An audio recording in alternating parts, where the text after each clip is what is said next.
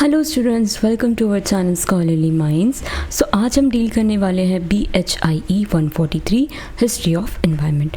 आज हम इस सब्जेक्ट के कुछ इंपॉर्टेंट क्वेश्चंस देखेंगे जो आपकी जून एग्जामिनेशन के लिए हेल्पफुल हो सकते हैं। स्टार्ट करने से पहले मुझे आपको दो बातें बतानी थी। अगर आपको इस सब्जेक्ट के गेस्ट पेपर्स परचेज करने हैं तो आप आ सकते हैं shop.hindustanknowledge.com पर लाइक दिस। यहाँ पे आप अपना सब्जेक्ट को टाइप करके इजीली गेस्ट पेपर्स परचेज कर सकते हैं। इन केस अगर कोई भी इशू आता है आपको परचेज करने में तो you can contact us at 9580023321। Okay, second important information ये है कि आप हमारा व्हाट्सएप एंड टेलीग्राम ग्रुप ये दोनों ही ज्वाइन कर सकते हैं। यहाँ आपको रेगुलर क्लास के अपडेट्स मिलते रहेंगे। लिंक आपको डिस्क्रिप्शन में मिल जाएगी। सो अगर आपको ये वीडियो पसंद आता है तो please like the video and subscribe to our channel. Let's begin with our first question. Write a brief essay on environmental justice movement. The environmental justice movement is a social movement that aims to ensure that all people, regardless of their caste, class, race, gender or economic status, have right to live in a clean and healthy environment. हर इंसान, कोई भी cast का हो, कोई भी class का हो, कोई भी उसका जेंडर हो, कोई फ़र्क नहीं पड़ता। हर इंसान को ये हक है कि वो साफ़ एंड हेल्दी इन्वायरमेंट में रह सके। It focus on protecting communities from environmental pollution, ensuring fair access to natural resources. ये मूवमेंट का फोकस कहाँ पे है? कम्युनिटीज़ को बचाना है पॉल्यूशन से और साथ में ही नेचुरल रिसोर्सेज का फेयर एक्सेस सभी के पास हो, ये इंश्योर करना है। The movement believes that environmental benefits and burden should be shared equally by all the section of society. हर सेक्शन ऑफ द सोसाइटी का काम है कि जो भी एनवायरमेंट के बेनिफिट्स हैं, जो भी बर्डन्स हैं, उन्हें इक्वली डिस्ट्रीब्यूट किया जाए। ठीक है, अगर कोई पानी की कमी हो रही है जैसे, तो आप साथ में थोड़ा कम यूज़ कीजिए। अगर आपके पास ज़्यादा पानी है तो आप शेयर कर लीजिए। तो इस तरह से यहाँ पे ये बात कही जा रही है। Meaning of environmental justice. Environmental justice means fair treatment, meaningful participation of all people in environmental decision making. Environmental justice का मतलब क्या है? फेयर ट्रीटमेंट हो और मीनिंगफुल पार्टिसिपेशन हो सभी लोगों का। किस चीज़ में? एनवायरमेंट से रिलेटेड डिसीजन मेकिंग में। It seeks to prevent situation where poor or marginalized communities suffer more from pollution, industrial waste, deforestation and environmental degradation than others। ये उन लोगों को, जैसे पुअर लोग हैं या marginalized communities हैं, उन लोगों को बचाता है क्योंकि यही लोग हैं जो बहुत ज़्यादा सफ़र करते हैं पॉल्यूशन से, इंडस्ट्रियल वेस्ट से। सो ये लोग बहुत ज़्यादा झेलते हैं और ये एक तरह का इनजस्टिस माना जाता है। तो इन लोगों के लिए जस्टिस करना ही इसका काम है, इस मूवमेंट का काम है। Origin of movement. The environmental justice movement gained strength in 1980s, especially in the United States, when people protested against the dumping of hazardous waste in areas inhabited by poor and minority communities. इसकी starting कहाँ से हुई थी? इस movement को सबसे ज़्यादा एक तो स्ट्रेंथ 1980s में मिली थी, स्पेशली यूनाइटेड स्टेट्स में मिली थी। उस समय गवर्नमेंट और इंडस्ट्रीज़ hazardous वेस्ट को उन एरियाज़ में डंप कर रही थी जहाँ पुअर और माइनॉरिटी कम्युनिटी के लोग रहते हैं। लोगों ने प्रोटेस्ट किया और डिमांड की कि हम भी सेफ एनवायरनमेंट जीने का अधिकार रखते हैं। एंड इसी चीज़ से एनवायरमेंटल जस्टिस मूवमेंट को इंटरनेशनल रिकॉग्निशन मिला था। Environmental justice movement in India. अब इंडिया का रोल बताया जाएगा यहाँ पर। In India, environmental justice is closely linked with the rights of tribal people, farmers, fishermen, and other vulnerable groups. Many development projects such as dams, mining, industries, and power plants have displaced local communities and damaged their environment. अब India में environmental justice का जो relation है वो tribal communities, farmers, fisherman से जुड़ा हुआ है। डेवलपमेंट प्रोजेक्ट जैसे डैम्स हो गए, माइनिंग प्रोजेक्ट्स हो गए, इंडस्ट्रीज़ हो गई, कई बार लोकल कम्युनिटीज़ को उनकी ज़मीन से हटा दिया जाता है। ये हमेशा होता है लोगों के साथ। Some important environmental movements in India include Chipko movement. People protested against deforestation and protected forest. Chipko movement में क्या हुआ था कि लोग डिफॉरेस्टेशन के अगेंस्ट चले गए थे और उन्होंने प्रोटेस्ट किया था कि जंगलों को बचाना है, हमें पेड़ों को बचाना है। नेक्स्ट आता है नर्मदा बचाओ आंदोलन। Raised concern about displacement caused by large dams. अब सेकंड आता है नर्मदा बचाओ आंदोलन। लार्ज डैम्स के कारण डिस्प्लेसमेंट के खिलाफ मूवमेंट हुआ था ये। इसका जो ऑब्जेक्टिव था, जो अफेक्टेड कम्युनिटीज़ है उनके राइट्स की प्रोटेक्शन की बात यहाँ पर हुई थी। Silent Valley movement. Work to protect biodiversity in forest in Kerala. इसमें बायोडाइवर्सिटी को बचाने की बात हुई थी और जो फॉरेस्ट है केरला के उन्हें बचाने के लिए ये मूवमेंट किया गया था। These movements highlighted the needs to balance development with environmental protection and social justice. ये जो मूवमेंट्स है ये चीज़ हाईलाइट की कि हमें डेवलपमेंट को किस तरह से बैलेंस करना है एनवायरमेंटल प्रोटेक्शन के साथ और सोशल जस्टिस के साथ। ऑब्जेक्टिव क्या है एनवायरमेंटल जस्टिस मूवमेंट के? To protect the people from environmental pollution, environment pollution से लोगों को बचाना। To ensure equal access to natural resources का इक्वल एक्सेस सभी के पास होना। To safeguard the rights of marginalize communities, जो मार्जिनलाइज कम्युनिटीज़ हैं उनके भी राइट्स को सेफगार्ड करना। टू प्रमोट सस्टेनेबल डेवलपमेंट हमें प्रमोट करना है। मतलब आज के लिए आप अगर कोई रिसोर्स यूज़ कर रहे हैं बिल्कुल कीजिए, और आप इंश्योर कीजिए कि आने वाली जो जनरेशन है उनके लिए भी वो रिसोर्सेज बचे रहें। तो encourage public participation in environmental decision, public का जो पार्टिसिपेशन है वो एनवायरमेंटल डिसीजन में एनकरेज करना, बढ़ाना कि आप भी आइए और डिसीजंस बताइए कि हम क्या कर सकते हैं। इंपॉर्टेंस ऑफ मूवमेंट क्या है? The environmental justice movement helps create awareness about environmental rights and responsibilities. It promotes social equality, protects vulnerable communities from environmental harm. Also encourage government and industries to adopt environmentally friendly policies and practices. अब इसका जो importance है उसकी बात की गई है। ये इम्पोर्टेंट एनवायरमेंटल अवेयरनेस को पहले तो फैलाता है, सोशल इक्वालिटी को प्रमोट किया जाता है, वल्नरेबल कम्युनिटीज़ को प्रोटेक्ट करता है, गवर्नमेंट को इको फ्रेंडली पॉलिसीज़ बनाने के लिए मोटिवेट करता है ये मूवमेंट। ओके, इसका हम कंक्लूजन देखते हैं। The environmental justice movement is the important effort to achieve both environmental protection and social justice. इसका बहुत ही इम्पॉर्टेंट एफर्ट है इन दोनों चीज़ों को बचाने के लिए। एक तो एनवायरमेंट बचाना है और साथ में सोशल जस्टिस में मेंटेन करना है। It emphasises that every person has right to safe and healthy environment by ensuring fairness in the use of natural resources and reducing environmental inequalities. The movement contributes to sustainable and inclusive development for present and future generations. Environmental justice movement environmental protection और social justice दोनों को एक साथ लेकर चलता है, ये तो मैंने बता ही दिया। इसका जो फोकस रहता है वो क्या रहता है कि हर पर्सन एक सेफ एंड हेल्दी एनवायरनमेंट में रहे और साथ में जो नेचुरल रिसोर्सेज का यूज़ है वो भी फेयरली हो, एनवायरनमेंट में कोई भी इनइक्वालिटीज़ ना हो। और मूवमेंट ये भी कंट्रीब्यूट करता है कि सस्टेनेबल डेवलपमेंट को प्रमोट किया जाए आज के लिए भी और आने वाली जनरेशन के लिए भी। नेक्स्ट क्वेश्चन हम देखते हैं, write a note on the importance of the environment explain in Indian philosophy. Indian philosophy में इम्पॉर्टेंस क्या बताया गया है एनवायरनमेंट का? Let's see. Indian philosophy gives great importance to the environment and teaches that human and nature are closely connected. Indian philosophy में environment को और human को क्लोजली कनेक्टेड माना है। Since ancient time Indian thinkers believe that nature is sacred and should be respected and protected. हमें बचपन से यही सिखाया गया है कि हमें पेड़ पौधों का ध्यान रखना चाहिए, उन्हें काटना नहीं चाहिए। तो ये सब क्यों? क्योंकि पहले के इंडियन थिंकर्स यही सोचते थे कि नेचर बहुत ही पवित्र चीज़ है और इसकी इज्जत करना चाहिए और हमें इसे बचाना चाहिए। The environment was not seen as a resource only for human use but as a essential part of life and spiritual growth. ये एनवायरनमेंट जो है उसे सिर्फ एज अ रिसोर्सेज हमें नहीं ट्रीट करना चाहिए, क्योंकि ये एक एसेंशियल पार्ट है हमारी लाइफ का भी और स्पिरिचुअल ग्रोथ के लिए भी। Nature as divine. In Indian philosophy, natural elements such as earth, water, air, fire and space are considered sacred. इन चीज़ों को एयर हो गया, वाटर हो गया, अर्थ हो गया, इन चीज़ों को इंडियन फिलोसफी में काफ़ी पवित्र माना गया है। ये 5 तत्व का काम करते हैं, इसे बोलते भी कि ये 5 तत्व हैं। The 5 elements known as panch mahabhutas are believe to be the foundation of all living and non living things. इन्हें ही एक फाउंडेशन माना जाता है कि इसी की वजह से हम इंसान भी जिंदा हैं और नॉन लिविंग थिंग्स भी इन्हीं की वजह से आई हैं। River, mountain, forest, trees, animals were often worshipped because they were seen as the manifestation of divine power. जैसे कि नदियाँ हो गई, आप सोचिए इतना पानी कहाँ से आ रहा है, इतने बड़े बड़े पहाड़ कैसे बने, इतना बड़े बड़े जंगल, इतने बड़े बड़े पेड़, ये सब कैसे डेवलप हुए, कैसे बने? तो इसे डिवाइन पावर का मैनिफेस्टेशन जैसे ट्रीट किया जाता है, उनकी पूजा की जाती है। Harmony between human and nature. Indian philosophical tradition emphasise living in harmony with nature. आपको हार्मनी के साथ साथ इस नेचर को ट्रीट करना चाहिए, इसके साथ रहना चाहिए. The Vedas, Upanishad, Jainism and Buddhism teach that all forms of life are interconnected.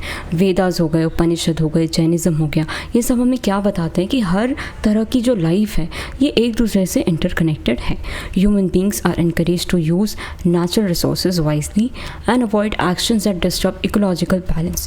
Respect for nature was considered essential for a peaceful and prosperous life. Human beings को ये बताया जाता है कि आप natural resources का यूज़ थोड़ा आराम से कीजिए, दिमाग लगा कर कीजिए. एकदम ओवर यूज़ आपको करने की ज़रूरत नहीं है. कोई भी एक्शन आप ऐसा मत लीजिए जिससे इकोलॉजिकल बैलेंस डिस्टर्ब हो, और नेचर की आप रिस्पेक्ट कीजिए, क्योंकि यही एक सही तरीका है, यही एक तरीका है पीसफुल एंड प्रॉस्परस लाइफ जीने का. Principle of non violence. The concept of ahimsa, non violence, is one of the most important teachings in Indian philosophy. Jainism and Buddhism strongly advocate non-violence towards all living beings. These principles promote kindness, compassion, and protection of animals, plants, and environment. It encourages people to avoid unnecessary harm to nature. अगर अहिंसा रहेगी तो कोई दंगे नहीं होंगे, कोई लड़ाई झगड़े नहीं होगा, कोई पेड़ वगैरह पे हार्म नहीं आएगा, एनवायरनमेंट पे कोई हार्म नहीं आएगा. इसीलिए ये जो नॉन वायलेंस है ये बहुत ही इंपॉर्टेंट कंसेप्ट है, और जैनिज्म एंड बुद्धिज्म ने भी इसे बहुत प्रमोट किया है. इस प्रिंसिपल से काइंडनेस, कंपैशन, ये सारी चीज़ें हम सोसाइटी में होते हुए देखेंगे, और इससे जो लोग हैं वो भी एनकरेज होंगे कि अननेसेसरी हम नेचर को हार्म ना करें, हम किसी भी तरह से नेचर को परेशान ना करें, उसे डिस्टर्ब ना करें, डिस्ट्रॉय ना करें. Environmental ethics. Indian philosophy teach that human have moral responsibilities toward the environment. Ancient text advise people to protect forest, conserve water, care for animals.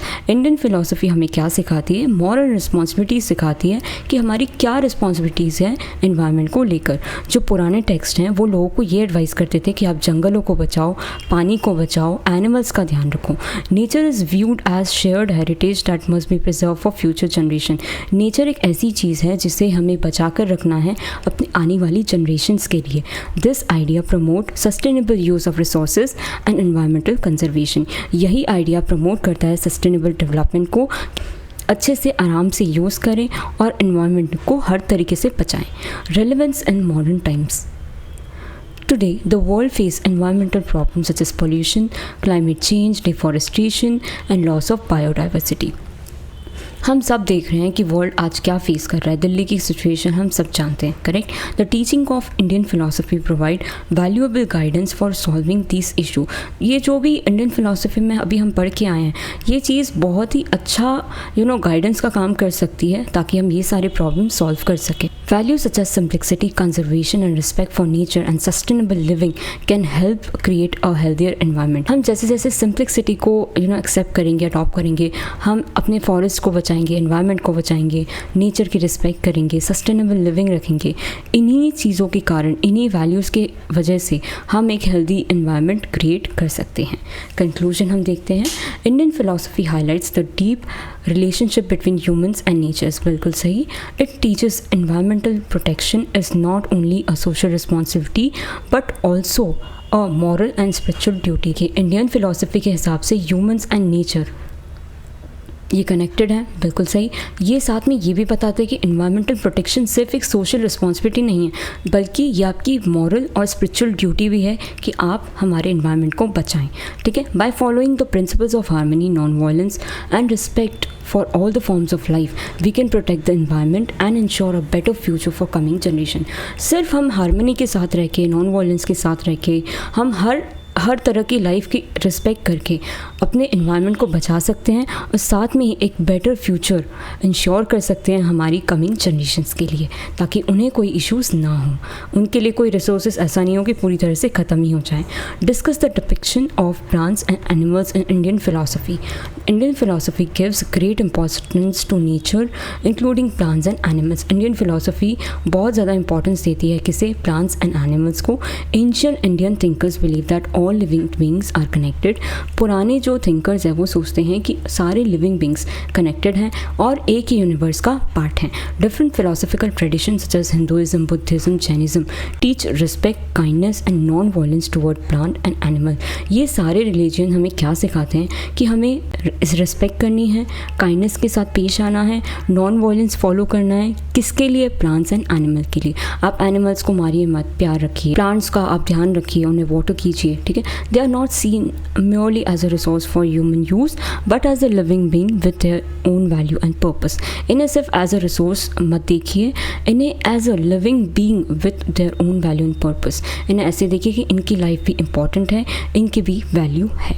ठीक है. Plants and Indian philosophy. Plants occupy a special place in Indian thought. They are associated with living beings that possess life and consciousness in subtle form.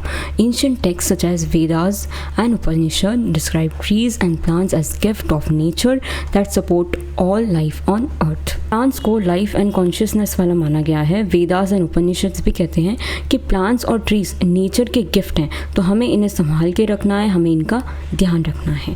Okay. Many plants are regarded as sacred. Sacred plants में सबसे बेहतर पीपल आता है. For example peepal tree, banyan tree, tulsi plant, neem tree are worshipped in different parts of India. ये सारे पेड़ों की पूजा की जाती है, कुछ स्पेसिफिक फेस्टिवल्स पे इनकी पूजा की जाती है. Correct. These plants are associated with spiritual and religious significance. इनका स्पिरिचुअल एंड रिलीजियस सिग्निफिकेंस माना गया है कि अगर लाइफ में कुछ प्रॉब्लम हो तो पीपल पेड़ की हमें पूजा करनी चाहिए. The protection of forest and trees was encourage because they provide food, medicine, shade and clean air. Protection of forest and trees encourage किया गया क्योंकि ये हमें खाना प्रोवाइड करते हैं, मेडिसिन प्रोवाइड करते हैं, साफ एयर भी प्रोवाइड करते हैं.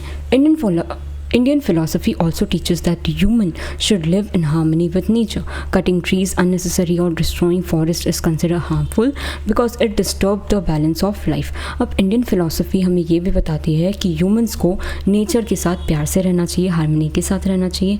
बिना वजह आपको पेड़ नहीं काटने चाहिए, बेवजह आपको forest को destroy नहीं करना चाहिए क्योंकि ये balance of life को पूरी तरह से disturb कर देता है.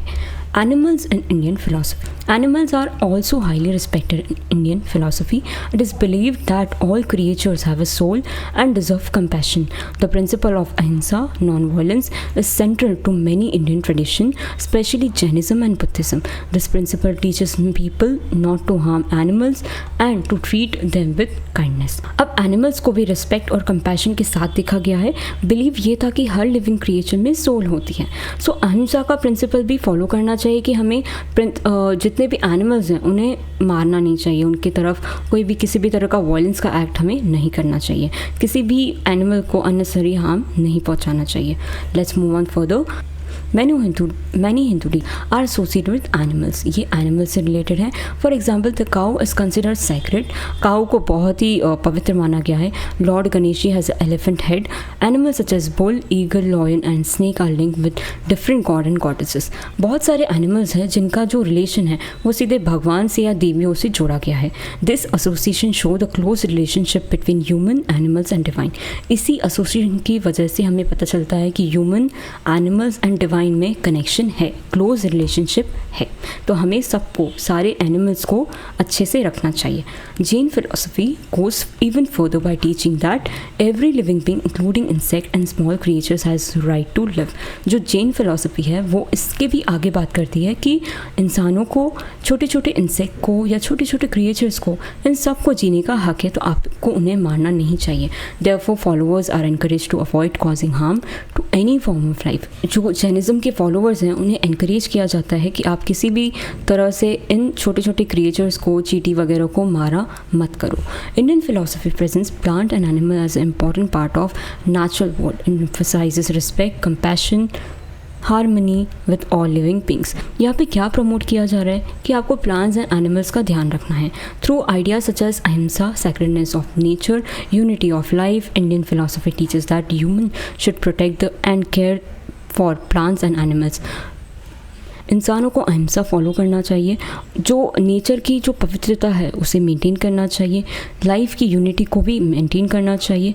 ये जो आइडियाज़ है अहिंसा के, सैक्रेडनेस ऑफ नेचर के, यूनिटी ऑफ लाइफ के, इंडियन फिलॉसफी हमें यही सिखाना चाहती है कि आपको प्लांट्स एंड एनिमल्स का ध्यान रखना है। This teaching remain valuable today for promoting environmental conservation and sustainable living. यही जो टीचिंग्स हैं वो आज भी वैल्यूएबल है, क्योंकि इन्हीं चीज़ों से हम अपने एनवायरनमेंट को बचा सकते हैं और सस्टेनेबल लाइफ लीड कर सकते हैं। Moving on to next question, discuss the impact of various environmental acts passed during the British period. Impact of various environmental acts passed during the British period. अब British period में कुछ environmental acts पास हुए थे, तो यहाँ पे वही पूछा गया है। इंट्रोडक्शन देखते हैं। During the British rule in India, several laws related to forest, wildlife and natural resources were introduced. These laws were mainly designed to serve the economic and administrative interest of the British government. Although they helped in regulating natural resources, they also had significant social and economic and environmental impact on Indian society. British period में forest और wild life से related कुछ laws बनाए गए थे, लेकिन उनका जो मेन ऑब्जेक्टिव था वो एनवायरमेंटल प्रोटेक्शन से ज़्यादा कॉलोनियल इंटरेस्ट को सर्व करना था। ठीक है, वो बस खुद का वो चाहते थे कि बस उनको खुद को प्रॉफिट हो। ऑल्दो हेल्प तो आई है नेचुरल रिसोर्सेज को रेगुलेट करने में, लेकिन उसका जो इम्पैक्ट था वो इन जगह ज़्यादा था, जैसे सोशल हो गया, इकोनॉमिक हो गया, एनवायरमेंटल हो गया। यहाँ पे इसका काफ़ी इम्पैक्ट देखने को मिला था। कौन से इंपॉर्टेंट एक्ट थे? Let's see. Important environmental act during the British period. Some major environmental laws enacted by British were Indian forest act 1865, Indian forest act 1878, Indian forest act 1927, elephant preservation act 1879, Wild Birds and Animals Protection Act 1912. These laws focus mainly on the protection and management of forest and wildlife. इस पे सबसे ज़्यादा focus था इन सारे acts का। आप हो सके तो इस चीज़ को याद कर लेना, इस सीक्वेंस को याद कर लेना। पॉजिटिव इम्पैक्ट हम देखते हैं कि इसका क्या पॉजिटिव इम्पैक्ट हुआ था। सबसे पहले scientific forest management. The British introduce scientific method of forest conservation and management. Forest department were established to monitor and regulate the use of forest resources. British ने इंट्रोड्यूस किया था साइंटिफिक मेथड, जिससे वो forest को conserve कर सकते हैं और वहाँ का मैनेजमेंट भी कर सकते हैं। फॉरेस्ट डिपार्टमेंट भी बने थे ताकि वो फॉरेस्ट के रिसोर्सेज को रेगुलेट कर सके और मॉनिटर कर सके। Protection of wildlife act such as elephant preservation act and the wild birds and animals protection act helped reduce excessive hunting and provided some protection to endangered species.